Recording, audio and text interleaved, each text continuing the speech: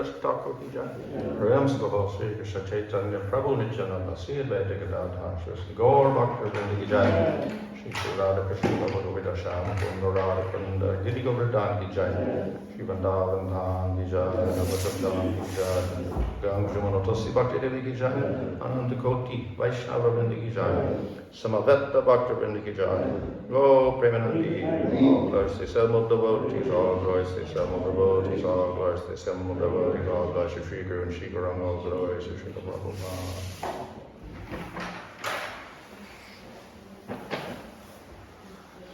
Om Namo Bhagavate Vasudevaya.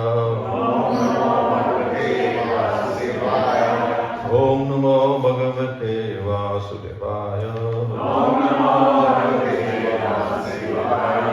Om Namo Bhagavate Vasudevaya. Namo Om Vishnu Padaya Krishna Prasthaya Buddhade Srimad Bhagavatam Swami Nityanamane. Namaste Saraswati Devi Gauravani Prachadane Nirvishesha Shunyavadi Paschatya Desha Tadane Sri Krishna Chaitanya Prabhu Nityananda Sri Advaita Gadadhar Shivasti Gaur Bhaktivinoda Hare Krishna Krishna Krishna Hare Hare Hare Rama Rama Hare Hare. Reading from Srimad Bhagavatam Canto 3, Chapter 6, Verse 3. Sonu praveshto bhagavan chesta rupena tam ganam lindam sayojayamasa saptam karma prabodhayam. Sa, that, anupravishta, thus entering later on, Bhagavan, the personality of Godhead, Cheshta Rupena, by his representation of attempt, Kali, Tam, them, Ganam, all the living entities, including the demigods, Binnam, separately, Sam Yojayam Asa, engaged to work, Suptam, sleeping, Karma, work, Prabodhayan, enlightening. Translation, thus, when the personality of God had entered into the elements by his energy, all the living entities were enlivened into different activities, just as one is engaged in his work after awakening from sleep. Purport, every individual soul remains unconscious after the dissolution of the creation and thus enters into the Lord with his material energy. These individual living entities are conditioned souls everlastingly. But in each and every material creation, they are given a chance to liberate themselves and become free souls. They are all given a chance to take advantage of the Vedic wisdom and find out what is their relationship with the Supreme Lord, how they can be liberated, and what the ultimate profit is in such liberation. By properly studying the Vedas, one becomes conscious of his position and thus takes to the transcendental devotional service of the Lord and is gradually promoted to the spiritual sky. The individual souls in the material world engage in different activities according to their past unfinished desires. After the dissolution of a particular body, the individual soul forgets everything but the all-merciful Lord, who is situated in everyone's heart as the witness. The supersoul awakens him and reminds him of his past desires, and thus he begins to act accordingly in his next life. This unseen guidance is described as fate. And a sensible man can understand that this continues his material bondage in the three modes of nature. The unconscious sleeping stage of the living entity just after the partial or total dissolution of the creation is wrongly accepted as the final stage of life by some less intelligent philosophers. After the dissolution of the partial material body, A living entity remains unconscious for only a few months, and after the total dissolution of the material creation, he remains unconscious for many millions of years. But when the creation is again revived, he is awakened to his work by the Lord. The living entity is eternal, and the wakeful state of his consciousness manifested by activities is his natural condition of life. He cannot stop acting while awake, and thus he acts according to his diverse desires. When his desires are trained in the transcendental service of the Lord, his life becomes perfect. And he's promoted to the spiritual sky to enjoy eternal awakened life. Translation: thus, when the personality of God had entered into the elements by his energy, all the living entities were enlivened into different activities, just as one is engaged in his work after awakening from sleep. So, this whole discussion here is about the universal form, but of course, it also equally applies to the Sarga, when Mahavishnu glances, etc. And then the living entities are injected into matter, and matter becomes active. So, as I said, the Vishwarupa is a imaginary device to describe a similar type of event, that is, elements manifesting, coming together, and then beginning to do their work by the inspiration of the Supreme Lord. So it works on the most primitive level where there's nothing except Prakriti, which is invisible, and then Mahavishnu glances, and then it becomes active and becomes Mahatattva and all the elements which are, let's say, visible. So here we got a similar type of event where we have the universal form with all the elements, but nothing really happens until the Lord enters, and then everything becomes active by his inspiration. So the idea here is, of course, that behind everything is the Supreme Lord, and nothing, even the living entities, cannot do anything, even though they are small particles of consciousness. They are dependent on the Supreme Lord. So the matter and the jivas are dependent on the Lord. So that's the basic principle that we accept as part of our philosophy. The other incident mentioned here is the sleep state. So as the verse says, it's like a deep sleep, and then you get awakened by the Supreme Lord, and you start engaging in your activities. So similarly, all the Prakriti is also kind of sleeping, and by the glance of the Lord, it becomes awakened. And then the jivas are also sleeping, right? And then the Lord injects them into Prakriti, and then that turns into Mahatattva. And then finally, the jivas get active, and they begin to do activities. But as explained here in the purport, these activities are under the framework of karma. They cannot do anything they want. Their activities are limited by their karmas. And where do their karmas come from? Because they had previous karmas, and previous karmas, and previous karmas. So they were in Mahavishnu, but before they were in Mahavishnu, they were not in Mahavishnu. They were in a material world, and they were doing activities, enjoying karmas, and producing new karmas. So we have a process here of awakening from deep sleep and going about work, and then going back to sleep again. And then waking up, doing some activity, you're going back to sleep again. So just as we do that every day, so the jivas on a bigger scale, they do this also with Mahavishnu breathing out, everybody awakens, breathing in, everybody goes to sleep. Breathes out, everybody awakens, then back to sleep. So we have this idea of waking and going to sleep on individual scale, and we have every day and night. And then we have this huge scale where everything is annihilated, and all the jivas go to sleep for a long period of time, and then they awaken. So, but the idea here is that it's a continuous cycle. We go to sleep and wake up every day, and that continues for our whole life. And then we die and go out of our body. You take a little rest, then get back into another body, like that. And we do that throughout the day of Brahma. And then we have a bigger rest, because at the end of the day of Brahma, everybody takes rest. So all the jivas take rest and they don't take any birth anymore for some time.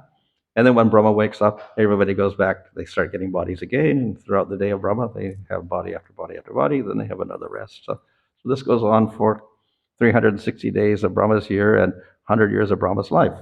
Both this waking, sleeping. So we get these rest periods and wake periods. Why do we need that? Well, obviously, in the material world, of course, there's scientific reasons why we need sleep, etc. And you have to repair your body, etc.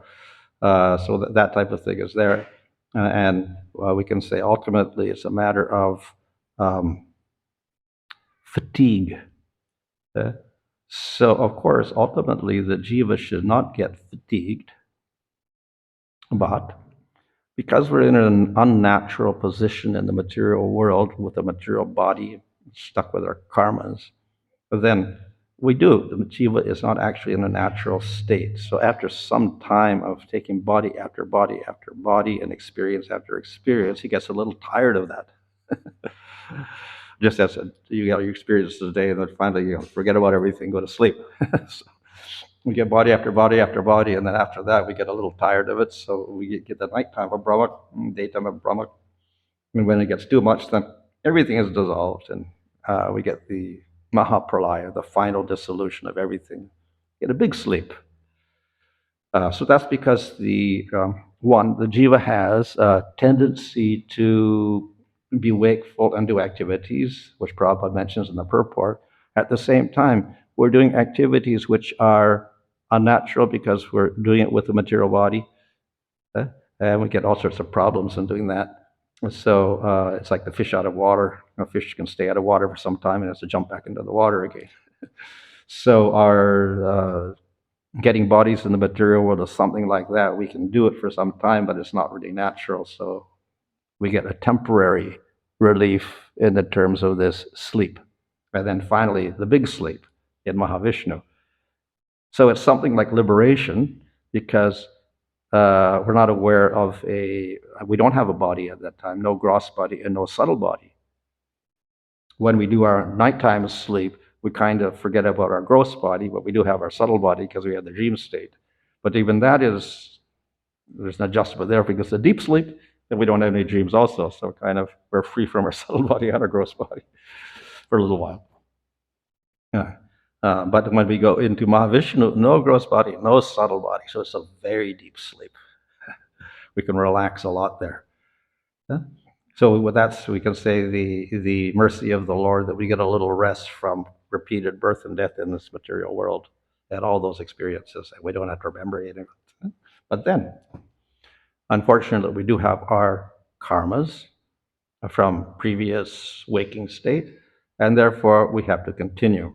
Just as when you wake up every morning, then you continue with your body, with all your activities, and with all your previous desires, etc. So when we come out of Mahavishnu, our karmas are waiting for us, and then we go back in there with a body and do all of our activities according to our desires. So this is the Vedic explanation of existence in the material world. And it doesn't look very, in one way, it doesn't look very optimistic, because you just keep going around in the world like this with no beginning and no end. But that's the nature of it. So this is the wheel of karma, and the wheel has no beginning and no end. So we just keep going on like this. But the Vedas also provide a solution, and we can get out of this position. That's actually the purpose of the Vedic literatures and the Lord's avatars in the material world and the devotees. That's the whole purpose, to enlighten the jivas on how to get out of this continual cycle of birth and death, or samsara. So, unfortunately, we have our waking and our sleeping and deep sleep states and whatever like that. Some people like to sleep more. It's difficult to wake them up in the morning. But even our waking state is a type of sleep also, because we're ignorant. We're all in ignorance. So we're all under the veil of Maya in the material world. So it's like another big sleep. And that is very difficult to get out of. Very difficult to wake up from the existence in the material world. It's Mama Maya Duratyaya. Krishna says, my Maya is very difficult to overcome, very difficult to surpass. So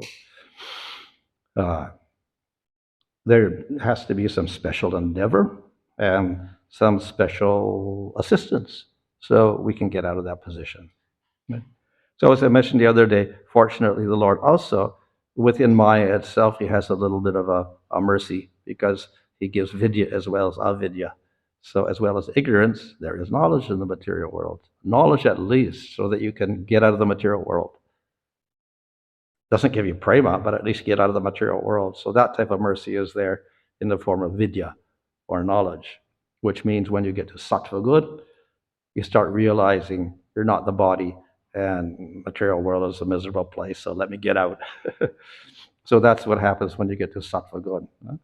So that's we cannot criticize the material world because the Lord has given that type of arrangement for everybody if you get to sattva good. Now the unfortunate thing is it's also a little bit difficult to get to sattva good.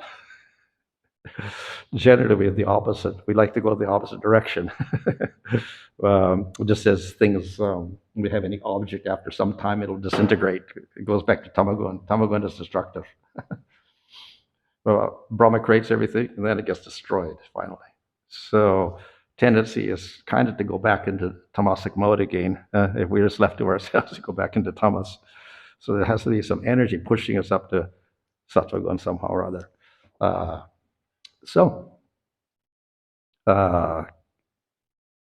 Krishna also supplies that. He gives us a means to get to sattva if you want to get there. So we have the varnashram system to regulate your senses so you can eventually get to sattva. So he gives that system also. And then when you get to sattva, you can become Brahminical or practice yoga and jnana, and then you can get out of the material world. So that much of a solution the Lord gives within material prakriti itself, some adjustments. Okay? But as I mentioned, the jiva wants to do activity, and but unfortunately he's stuck to a material body, so he gets exhausted doing this life after life after life, so he has to take a little rest and whatever like that. So the motive for liberation is something similar to that. We're tired of doing all those activities, so let's get out. So you get out. So what's that state? It's like deep sleep again. So that mukti, or liberation, is compared to a deep sleep. It's something like the deep sleep state where you're not aware of the subtle body or the gross body, of course, but it's a permanent state, rather not like the deep sleep state where you come back to consciousness and you awake again. So a continual state of freedom from your gross and subtle bodies with awareness, but not awareness of anything. So that's Brahman state. So that's what liberation is. But so it is restful, peaceful in that sense. But as Prabhupada mentions in the purport, the jiva wants to be conscious, and then that is expressed through activity. So in that Brahman state, the jiva is conscious, but he's not conscious of any particular thing because it's a state of oneness. So there's no duality there. So you're not conscious of anything. So even the consciousness state is a little bit strange. It's not quite natural. And there is no activity. So again, it is a little bit unnatural in one sense. Like in the material world, we can enjoy like anything, but we get exhausted doing that. So we have to go into our deep sleep state in Mahavishnu. So even that state of Brahman is something like that. But the Lord makes a promise. If you go there, you can stay there forever if you want. You don't have to take rebirth again. So he gets a little bit of relief there. But the idea is it's not ultimately satisfying for the jiva. So the jiva wants to be aware of something, and he wants to do activity. But we should not do activity in the material world with the material body. So the alternative is activity in a spiritual world with a spiritual body. Yeah? Which is very, just logically sound.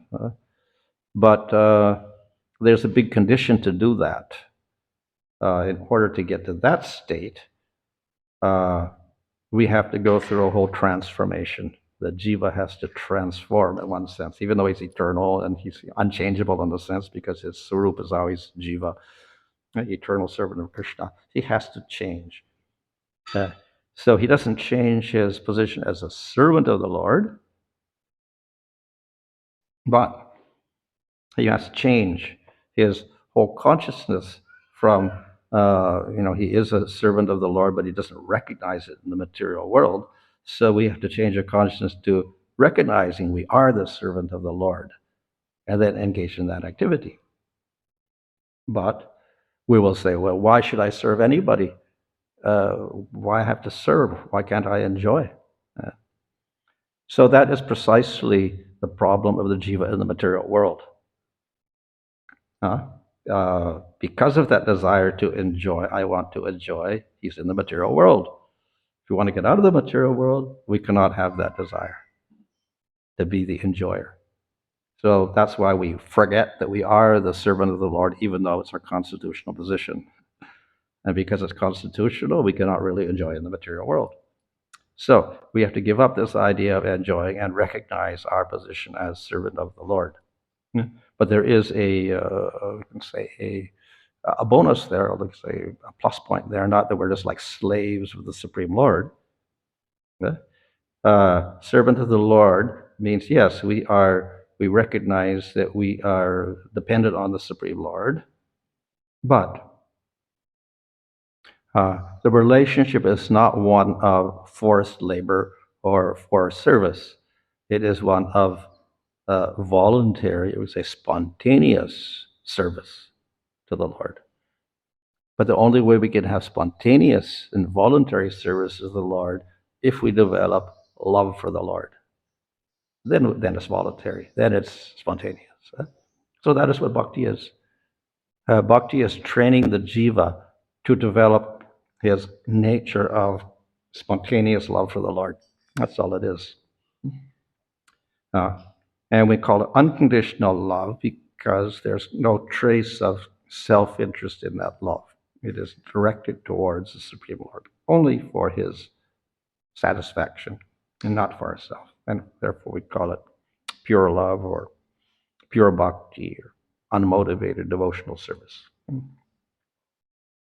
So that is the ultimate message of the Vedas, though it propounds karma yoga, jnana yoga, stanga yoga.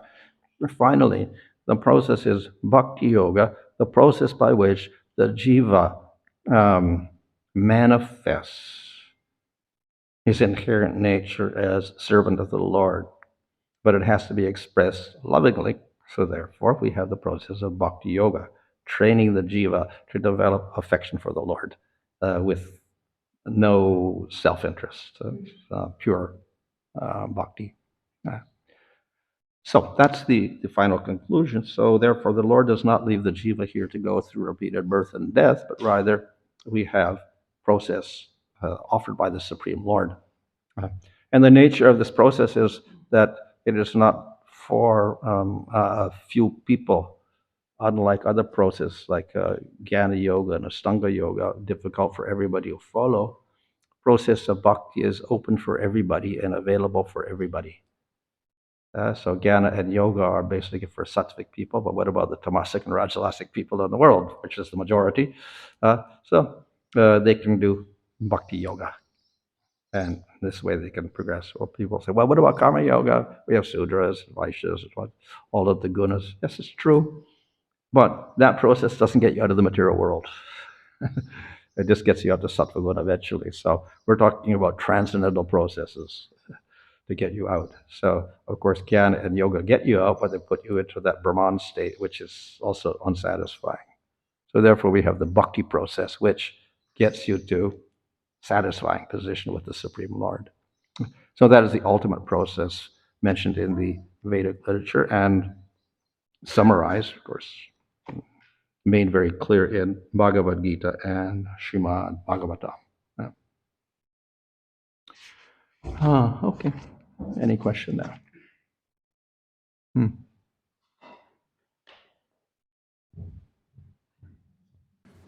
So, Maharaj, in the previous verse, we heard Kali mentioned as the representative of time. So, in today's verse, in the word for word, Chester Rupena, the translation's given by his representation of attempt, Kali. Yeah. I'm trying to see how that fits into the translation. Oh. Oh, it says this by his energy. That's what it means there. Yeah? In the translation. Well, cheshta, of course, means action also.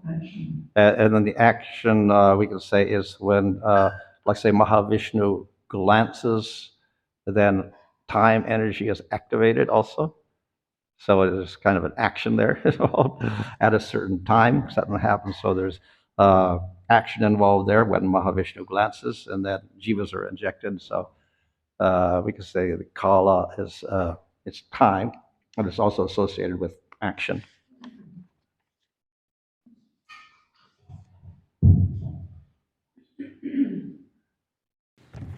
All right. I'm just in relation to the living entity in this dreaming state, and also when it's liberated in the Brahman effulgence. There's no influence of material body. There's no influence of a subtle body, so we're not covered. There's also you haven't got the modes of material nature. So it seems, even without these things, the living entity seems in a type of ignorance, even in its pure state, without Krishna Prem. So does that mean that the living entities, even the pure souls in the material world, are lacking something? We're not the same as the pure souls in the spiritual world. Yeah. That's an interesting question. There is actually a difference, which is mentioned in Parabhava Sandarbha. The jivas in the spiritual world are jivas because they're infinitesimal particles of consciousness, with a little bit of free will, etc. But they also are endowed with chit shakti of the Lord. They are tatastha shakti, but they got some chit shakti, which means the samvit and the hladini shakti, which create bhava. When we're doing sadhana, and you come to the bhava stage, you get endowed with the samvit and hladini shaktis. So that becomes part of the jiva and gets fixed there. So that jiva is able to experience, because samvit means spiritual knowledge, spiritual. You can see with your spiritual eye, etc. Hear with the spiritual ear.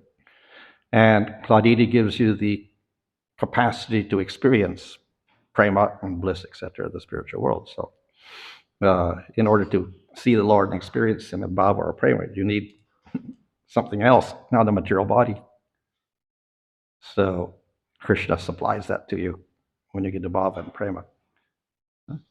So therefore, the people in the spiritual world, they have this endowment of the chit shakti. And jivas, the material world, don't have it, so they can't see the Lord. They material eyes, they don't have the endowment of spiritual eyes, etc., which is from the chit shakti.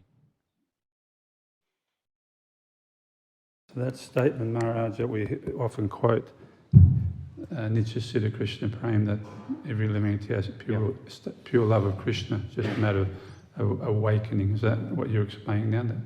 Yeah, well, that's also a paraphrase, Chaitanya Charitamrita, from the Nectar Devotion of Rupa Goswami, when he defines sadhana bhakti, and then it goes into bhav bhakti, etc. So sadhana is using our senses, employing our senses like the eye and the mind, in order to attain the state of bhava, which is nitya siddha.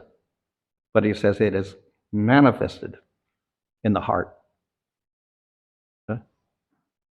Something which is manifested, which means that it's spiritual, so it has no beginning and no end. It cannot be created. So it's simply manifested the jiva, that bhava, which is the hladini and samvit shaktis. So that begins to manifest in the jiva at that time. Okay? How could it manifest in the jiva? Well, we could say it is the propensity of the jiva to have it, but it will only manifest when you go through the process of bhakti, you get the mercy of devotees, etc. So whether it exists in the jiva right now or not, it doesn't really matter, because it won't manifest unless you get the mercy and start doing bhakti. Ultimately, it was with Krishna. And then it just is in the spiritual world. And in a portion of that bhava also manifested the jiva in the material world.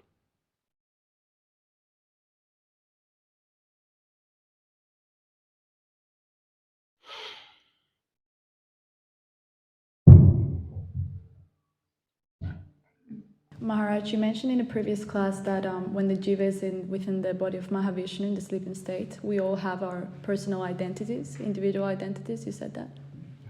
So I was wondering if that is the same identity we have when we are in the spiritual world. Oh, well, by identity means we have a sense of our own self, I exist. But when you're in Mahavishnu or when you're in the material world, that is defined a little differently from the spiritual world. So that's what spiritual life means. We get a spiritual identity, not a material identity. So in the material world, we do have a sense of I, but then it gets covered over, and then we think I am a material body. And then I should use my senses to get some enjoyment here. So that's our material identity, but it's based upon the soul, which has an identity of I, which is different from every other individual. So that means that there is an element of individual personality within the jiva, like we all have different personalities as a jiva. But we could say it's not spiritually developed what are here, because if we're developing it materially, we're covering it over with desires that sit in your mind, in your subtle body, etc. instead. Yeah? And if you go into that Brahman state, liberation, and not getting a spiritual body, then you get rid of the ahankara, a material identity, you get rid of all the desires, you get rid of all the karmas. But you still you don't say, I'm the servant of Krishna. So it's a spiritual identity minus the material contamination, but not with the spiritual identity. And another question I had was in regards to free will and karma. Mm-hmm. To what extent are we completely set by our karma, and to what extent can we actually choose to do certain? Yeah. So the karma gives us events of life that more or less you cannot avoid. Like you get born and you're stuck with a certain body in a certain family in a certain country, so that's a karma. And then there's certain events like a sickness at a certain time, or an accident, or a marriage, or death, etc. These are kind of fixed things, and other things as well. So astrology will predict what your karma is this lifetime. So we can say in general, you can't really change them. You can modify them, but you cannot change them. But that's only your circumstance. But you're living with a body, and you get awareness of things with your senses and mind, etc. And then you make choices, and then you act. So that is not karma. It's not that I was made to do this. I had to choose to do this because of my karma. You got a body because of your karma. You're in the circumstance because of karma, but your choice is not karma. That's up to you now. And then because you're responsible for that choice, you get a karma for that also. But if karma was causing it, forcing you, then you're not responsible. So then you wouldn't get any karma for that. But because we are responsible for our choices as a human being, then we get karma. Animals, no intelligence, so they don't get a karma. They don't get any reactions for their choices. The choice of, what to eat or whatever, there's no problem for the animals. But we have that ability of intelligence to choose, so therefore the burden of being intelligent is you get karma as a human being.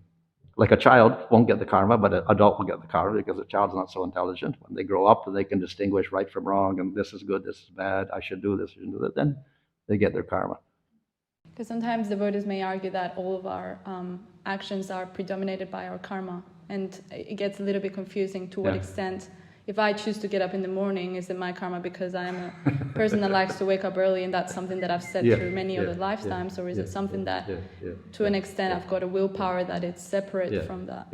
Well, one aspect of karma also is you get a body according to karma, and then you get certain gunas, tamagun, rajagun, sattvagun, according to karmas also, and you're carrying over your impressions and your likes and dislikes from previous lifetimes also to some degree.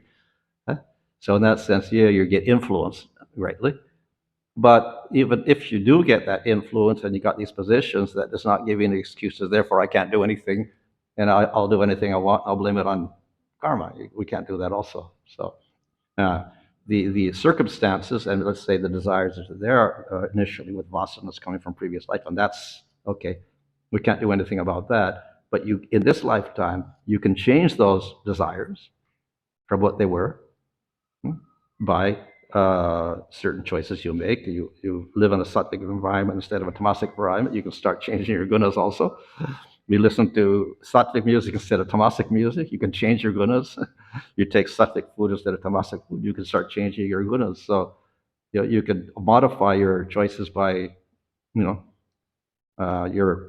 condition of gunas by your choices also. So there's a little flexibility, even though we are somewhat limited by the karma of our certain body and our vasanas. We make certain choices. Good. So we say, well, if I'm at the bottom, I can't make very good choices. That's true. So if we're born into tamagun, it's very difficult to choose properly because we're covered with ignorance. we do everything opposite to it with bad karmas. So then the varnashram is a system. Okay, for a person in tamagun, we don't give you many choices. You can only do this, this, or this. You can't do that. We won't give you any money. So there's some control that way for a person in tamagun. Of course, we don't like that in the modern world, so we let everybody do everything. But that's a position for someone in tamagun. Don't give them too many choices, but take care of them. And gradually, they can rise up because of that. Get higher consciousness and change their gunas through restriction of their, choices or whatever. Therefore, they stop the tamasic things and they get into, rajasic or sattvic things. So. Yeah. Yeah, you have to speak loudly. It's a little bit. In the purport, it says that Prabhupada says, after the dissolution of the partial material body, a living entity remains unconscious for only a few months. So does it mean that at the time of death, the subtle body is traveling and then is getting prepared for a few months to go to the next body, either in the spiritual world, so go to a planet, to Vrindavan in one of the universes, or come back to the material world? So is that a few months in terms of human calculation, or so what if an insect dies, is it in terms of their lifespan, months? So, because sometimes some people may say this relative died and then they have come back, and then the time frame and How much time before the next body, you're saying? Yeah. Well, it's not stated in Bhagavatam exactly how much time, and it can vary also according to the condition of your life, and your karmas, and your death, etc. It could always vary. And of course, even different religions will have different opinions on that. The idea is the quicker you get into the next body, the better. So that's why they do the Shraddha ceremonies, to try to prevent any hellish delay in the hellish planets or whatever like that, and get you back into a body as quick as possible. And the other, of course, is the delay would be ghost body or something like that. So you get stuck in a kind of a ghost body, so that's not good. So you could get stuck between bodies for a long periods of time. Also, it's possible, but it's not considered good. So therefore, the Vedas try to get you out of that position as much as possible. But the best way, of course, is by your activities in this lifetime. You avoid the sinful activities, and you live your life. Then you're bound to get a better body and a quick kick on the body for another chance. But the subtle body goes with you. So therefore, there's a continuity of your desires from past life and impressions from past life. Plus, of course, you're carrying in that subtle body all your karmas. So in this way, there's a continuity from one body to the next body to the next body. And the subtle body goes with you as long as you're in the material world. And when you go into Mahavishnu, you don't have your subtle body there, but those karmas are there with you, and your vasanas are there. And when you come out and go into it, you get to come back again. So you just continue again. So it's continuous, that the impressions of the material world are continuous with the jiva as long as he's here.